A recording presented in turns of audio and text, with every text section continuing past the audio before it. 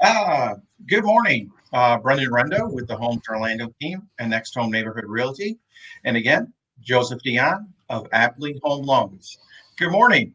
What is up? How are you doing today? Great. And we are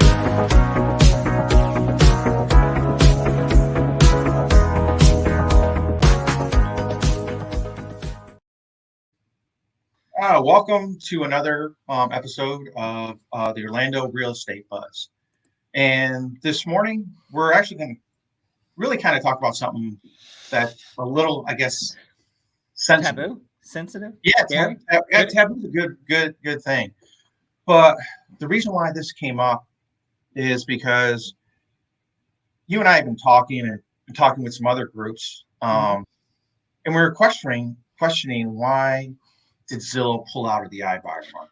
You Yeah. know, they they're predicting 10%. Deltona's a 24% price increase. hmm Orlando, I think they're predicting 11% for this year. So really, they could have just sat on their hands on their current inventory And and made made money. money and made money. hmm So you're sitting there going, "Oh, something's not right. hmm Something. What are they?" And they've got some pretty good economists, um, better than the ones who do their estimates. Um, had to get in there, um, and something scared them. Yeah. Something scared them. What is it that scared Zillow that they said, you know what? I'm better off taking a $500 million hit right now than waiting to see what happens at the end of the year. hmm You know, and we were Zillow. If you ever, I'm a geek. You ever want to have fun? Take Zillow's data. Actually, some of their data is absolutely phenomenal. hmm You can go back and they've got information, I think back to almost 2007, 2006 of average prices per metropolitan area, per zip Yep. code. They've actually got a chart of their predictions, and we actually went through their charts. It's like, what are we Yep. missing? What are they seeing that we're not seeing?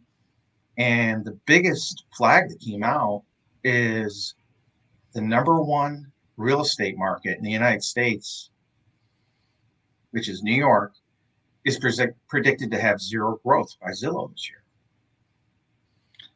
Well, So who's what's it moving to tell New you? York? Well, one, yeah, they're all moving here. Which I don't blame them. I got out 26 years ago. Best thing I ever did. Uh, but still, New York has always been the top market. hmm And you look at what they're predicting, actually zero to a small negative growth in New York. And then California, their growth is in certain spots of California is very low. I think there's several that are 4% or more, hmm Yeah. which compared to what you're seeing for the rest of the country is very low. hmm So it's kind of telling us we're at the top of the roller coaster. Yeah. We're at the top of the roller coaster, and we're probably going to start coming down. hmm Most people don't realize that real estate kind of runs in cycles like everything, Yep. and really kind of is a 5-year up, 5-year type of down Yeah. situation. So And we've look kind of at had a that. strong bull market in real estate for a while now. Oh my gosh, yeah. I mean, Like over 5 years, it's been. Mhm, yep. But you sometimes when you delve into numbers, you see little things. hmm So what I did is I went back through, and I get a lot of the news articles, and you're starting to see that feeling that things are changing.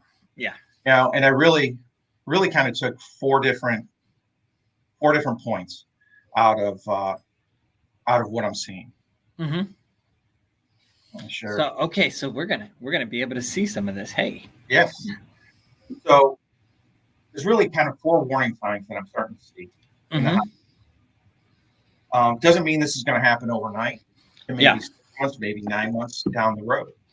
But when you're buying a home is a long-term investment, and you've got to be aware of these things. Yeah. Number one is consumer sentiment is down. Yeah. It's down significantly, and it's really interesting, right? Like it's down for first-time homebuyers and the younger, Yes. the Yep. millennial, the 20-somethings is like it's plummeted in that It's age group. plummeting. Yeah, one of the articles that I have. Let's see if we can do this. I'm getting better at this, Um, Yeah, we need the graphic just to pop up. That's what it needs, like right behind. But yeah, I yeah. think you take a look at that consumer sentiment, and we see. Oh, there we go. Here we go. Here, this is the one we wanted to look at. Yeah, let's Okay. see. So your pessimism among young drives housing sentiment lower. We're negative Right. people. Yeah. Right now, 70% of the younger generation, Mm-hmm. you can tell by the gray hair, are saying it's a bad time to buy a house. So even though inventory is low, there's always multiple factors in valuations of home. Inventory can be low with hundreds of buyers, which of course is going to drive your price higher. Yep. But when people start pulling out of the market, Yeah. You've got less buyers.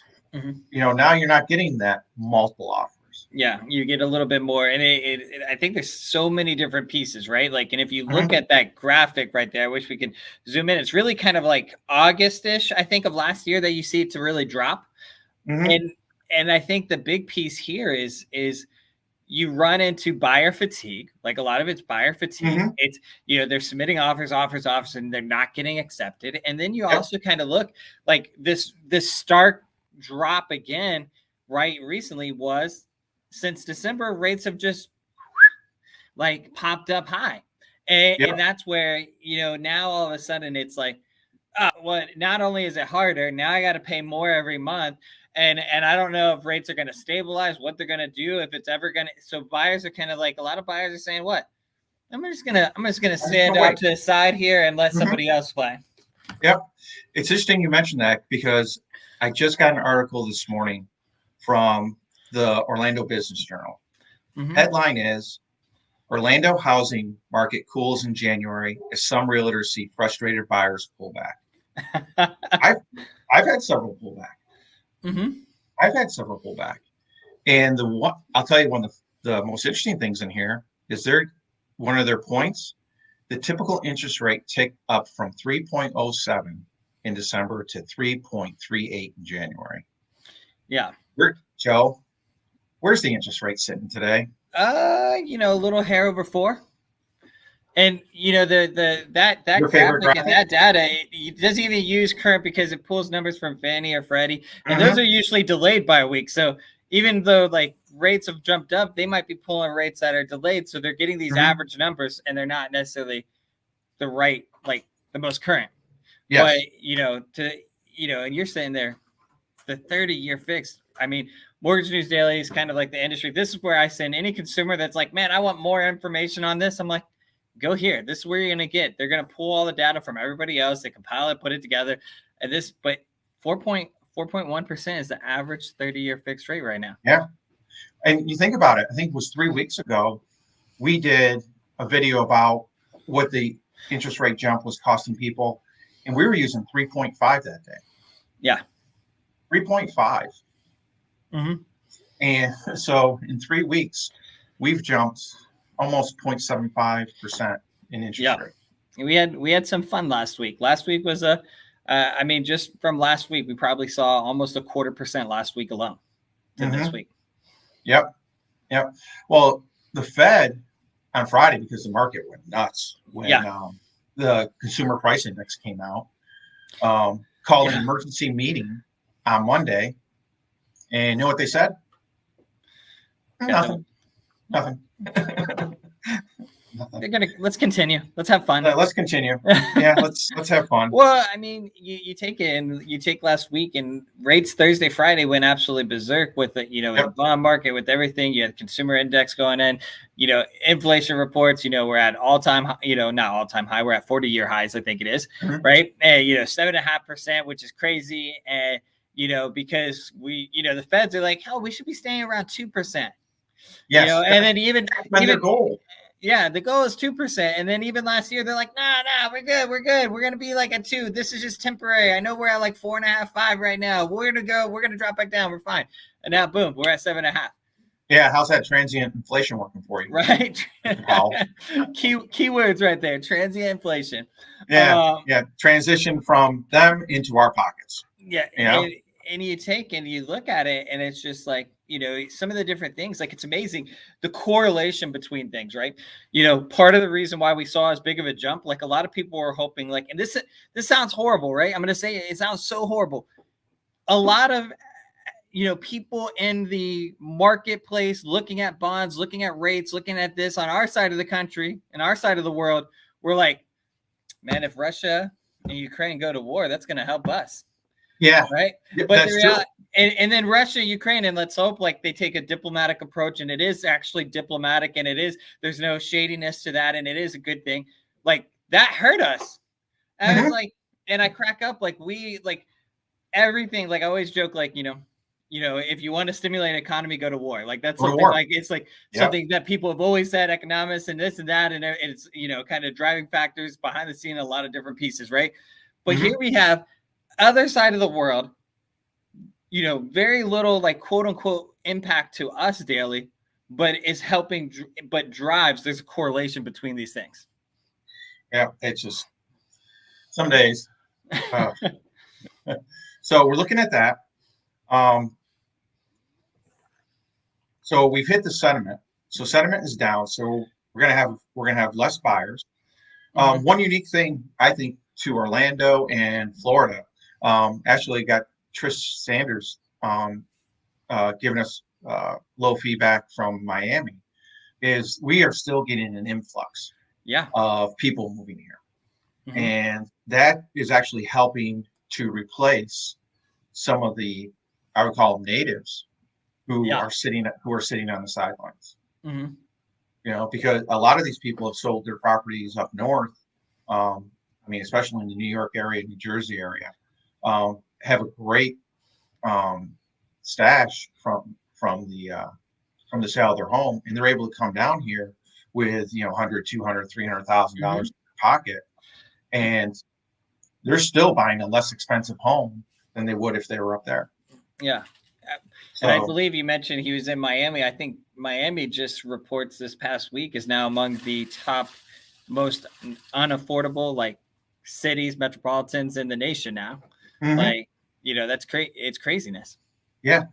But demand, like you said, like, demand, people are still relocating to Florida and relocating to these areas, which makes it a challenge because, that's what's driving consumer sentiment down, is because it's harder to buy. But like, people are still able to buy, clearly. Yep. I half of my buyers right now are from out of state.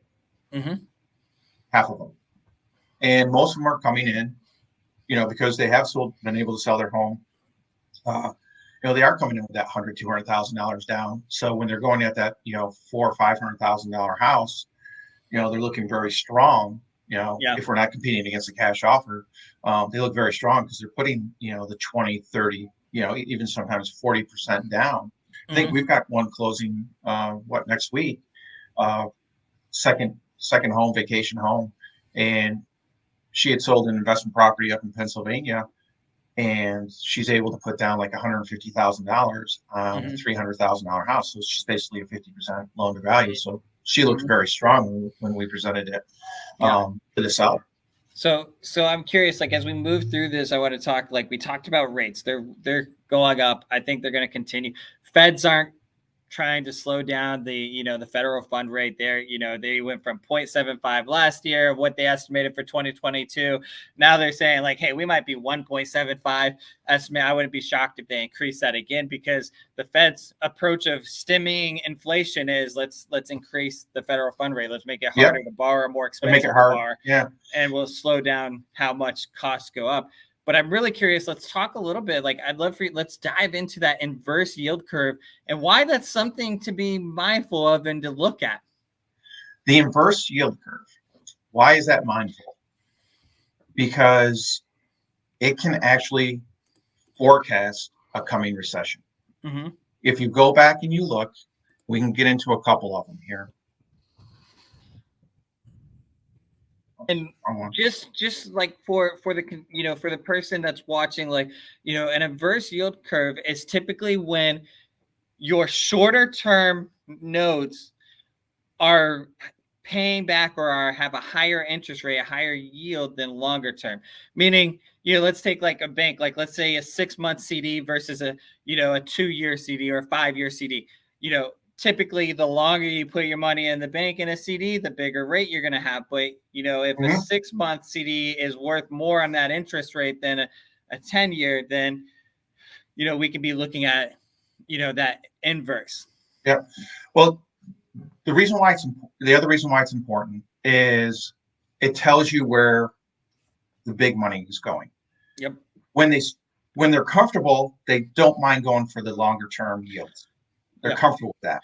But when they see volatility and they see that opportunity that the economy's slowing, they want to increase their yield on a short term. So how do they do that? They get out of the 10-year treasury and they get into the 2-year treasury.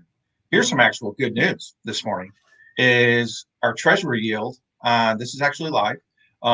Treasury yield on the 10-year has actually dropped back below 2. That's good. Yeah. Which means rates are going to be better this morning.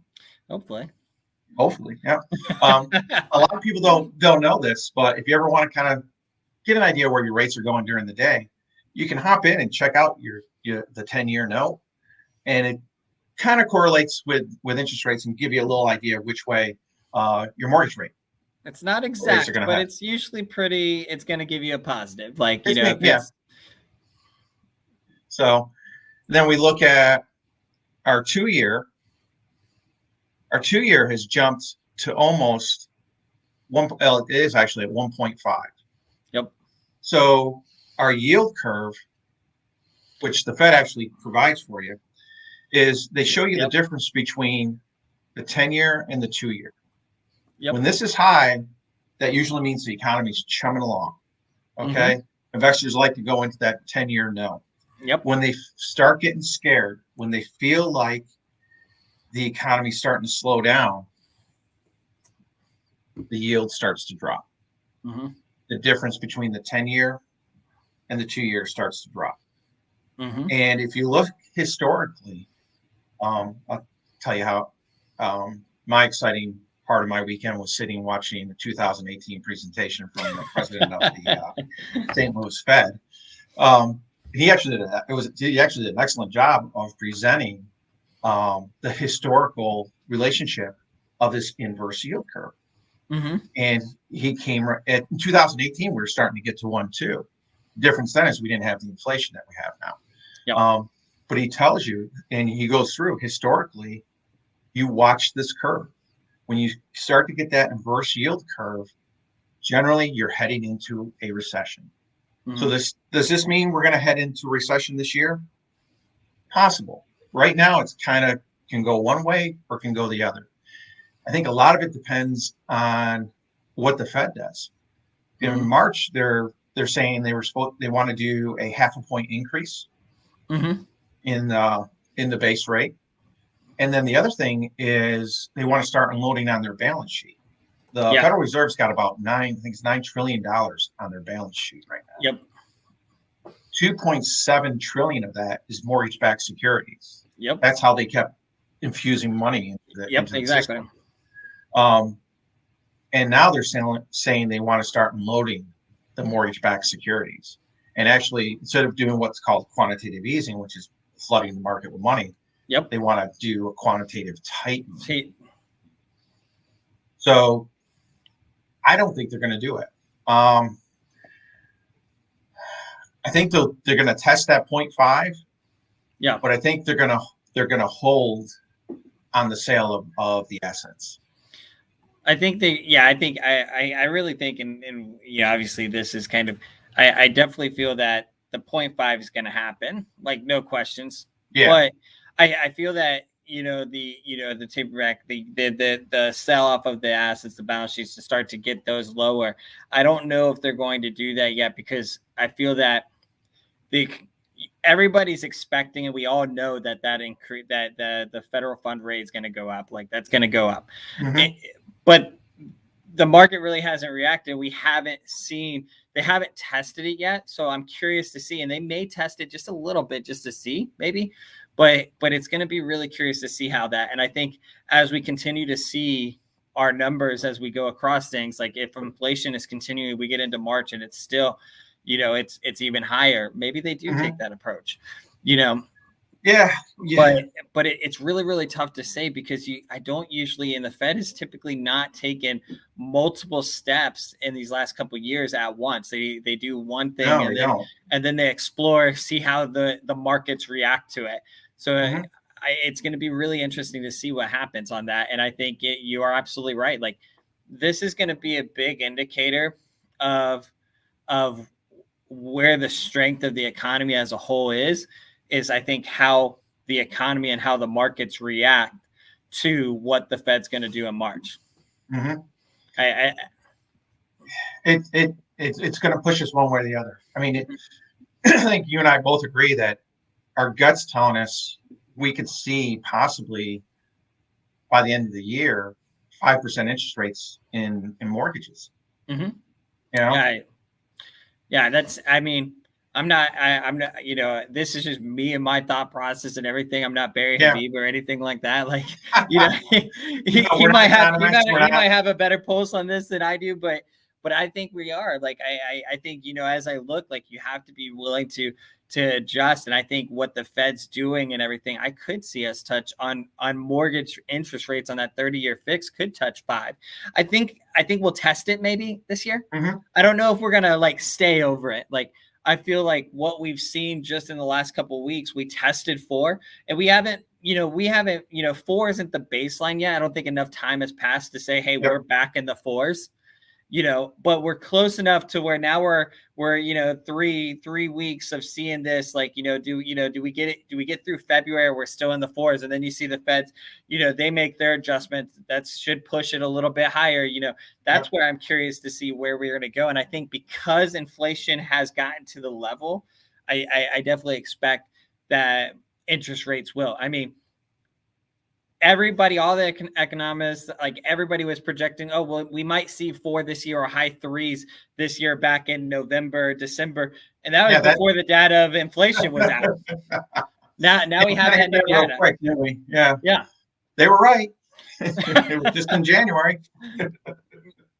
So, but, really today is more just letting people know, hey, this is, from our perspective, these are things we actually look at. We just want to make people aware. It's kind of like touching the third rail of the subway. A lot of people don't want to talk about it, but you have to. You have to let people know, hey, because they're saying, well, I'm thinking maybe I'll just hold off and sell next year. I'm going to hold off and buy, in 6 months. Well, even if we do have a small price decrease, but interest rates are going up, are you better off? Or have you now, because rates have spiked, 3/4 of a point since last, 3 weeks ago, have you just, where you were 400, are you really at a $350,000 price tag? Yeah, I think exactly. And I think that's the big key. Like if we look at all this, and this is all fun. This is data. This is where we geek out. Guys like you and I will geek out. We'll read the data. We'll have fun. But how does it like correlate to, the consumer on the other side? Like this, like you said, it's not meant to scare it. Like the goal here is just to give information. The reality is there's a couple of things that we can take away. Rates are going up, which means it's going to cost more to borrow. Now, is it the right time to buy if you're a buyer? Well, I don't see anybody saying that rents are going down. Like, no. Oh my God. Right? Yeah. And if you bought today and we see the market continue to appreciate, if it appreciates at a hyper rate like we've seen 10, 15, 20% annually in some areas, like that's awesome. You're in great shape. But if it, if it holds its value and you now own versus rent, that's still a net positive for you because, a lot of times, most times you're able to buy for less than what your monthly rent is. Your monthly mortgage and cost is less than your monthly rent. You have an asset that historically will appreciate over time. You have it, you gain equity in that asset as you pay mortgage down, and you have something that you can continue to, build that net worth, your net worth with, Is it the right time to sell? Well, I think the data says like, hey, it's a great time to sell. It's still a really hot market. And you know what? Like, and this is the fun part. Like, I remember talking to clients, it's like, rates are 2.99.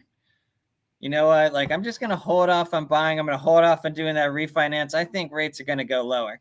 Yes. 2.875. I'm just going to hold off. You know what, Joe? You know what? Like, I don't think you know what you're talking about. They're going lower.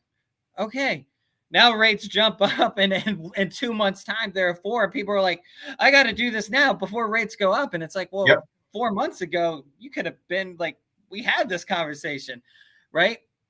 That's the part when you look at selling, like, we don't know. Like, yes, it's a really hot market right now, which drives multiple offers and this and that. But if the market does settle, is this, I don't think we're going to see values decrease, but it might not be as, it might not jump the way that you think it's going to jump. The quickness of speed of how it's going to be there. You might have to give concessions. You may have to do this. You're not going to, maybe that, you're not able to have an appraisal come in and have a buyer still willing to pay over appraised value because the market's so hot. Like, so maybe you got to settle on that. Like, there's a lot of things that we don't know and variables that, so I think right now the question is there a reason why you want to sell, or is there a reason why you want to buy? And if there is, have that conversation with the realtor, have that conversation with the mortgage expert, and figure out, is it the right time for you based off of your needs, and then make the jump. Yep. But these are just, this is information to look at for people. And, part of our job really is to keep people informed. That's a big thing, is to know the market, to know, hey, how is inventory? What are we seeing? Calls you make when you're, for instance, when I've got a new listing coming up, is I'll call the agents who sold within that subdivision. Hey, how many offers did you get? Did you get a multiple offer situation? Just to find out, okay, this closed about a month ago, and they were still getting multiple offer situations. Okay, good. So we know that particular area. And like they say, real estate's local. You can have a really hot part like over in Davenport, Haines City right now with the second homes. That's just on fire. Where you can have something a little more consistent, which is, more residential right now, which is like Deltona. Deltona's kind of, they've seen some price increases, but they're also more consistent. The inventory's starting to go up, where we're seeing, 40, 50 homes available, where there's just, there's a little bit more selection than there was. And you're starting to get a little bit of negotiating room in there. You don't have to feel like, if I don't get this house, I'm not going to have a place to live. Okay, we do have 4 or 5 other houses we can go take a look at. So one last thing that I want to leave before, I think, that I want to talk about real quick before I know, are we over? Do we have time? I need to? Wow, we're over, but we're fine. All right, cool. All right.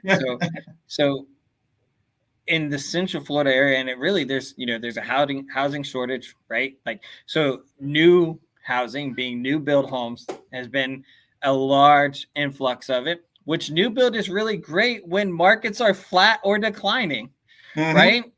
But in a market that we have now, like, it's really tough to if you're a buyer, you need to be cognitive and thinking of these things. Is you submit an offer to that builder, and a lot of builder, you get incentives if you use their lender and everything.